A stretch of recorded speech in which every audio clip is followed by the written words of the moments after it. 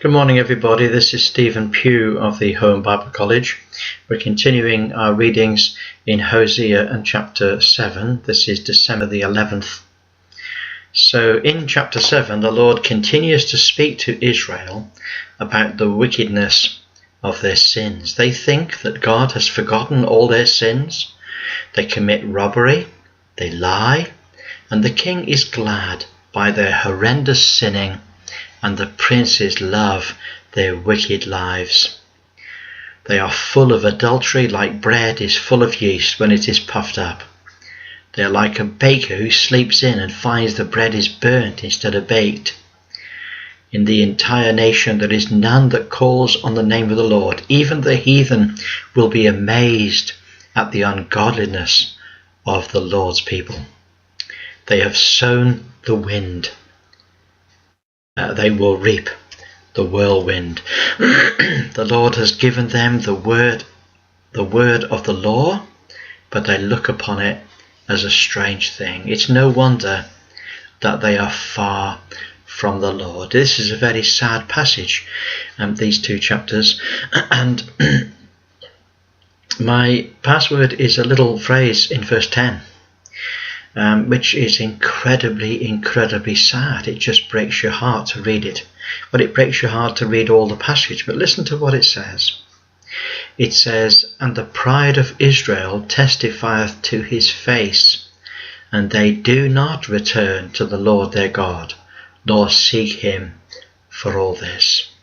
You see, the Lord sends his judgments and sends his discipline, his hard discipline upon the children of Israel. That is the northern kingdom.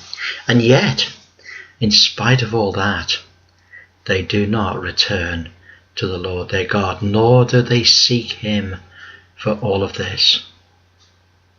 There comes a time, there came a time in the history of the children of Israel, the northern kingdom, that they were punished of the Lord, they were disciplined of the Lord, and in all of their discipline, not one of them set his heart to seek the Lord. It's quite incredible, really. And in the next chapter, verse 7, the Lord says, "For they have sown the wind, and they shall reap the whirlwind." Now this is a common expression. It's something that people say. We all know what it means. Of course, most of us don't realize where it comes from. It comes from Hosea chapter 8, verse 7. And take a look at verse 8. It says, "Israel is swallowed up. Now shall they be among the Gentiles as a vessel wherein is no pleasure." So the children of Israel, that northern kingdom, was going to be taken away. And they're going to be swallowed up by the Gentile nations. In fact, swallowed up to such a degree that nobody will be able to find out where they all are. They might be able to keep up some sort of a Jewish heritage, but in the main, they will be forsaken of their God, and nobody will know where they are, as a vessel wherein is no pleasure. What you do with a vessel that you don't like? You throw it out. You throw it out the house.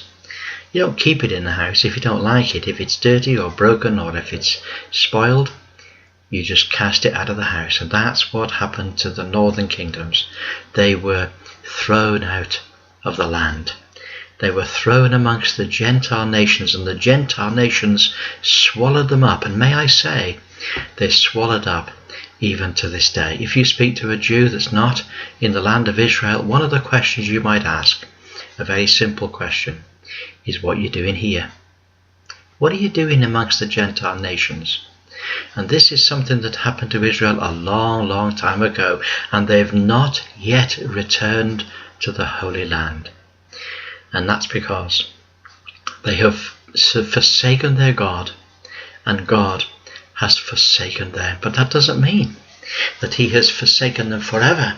No, in a future day he will send out his fishers, and he will send out his hunters, and he will hunt for every one of them in every place where they will have been scattered, and he will bring them, every one, by divine means back to the land.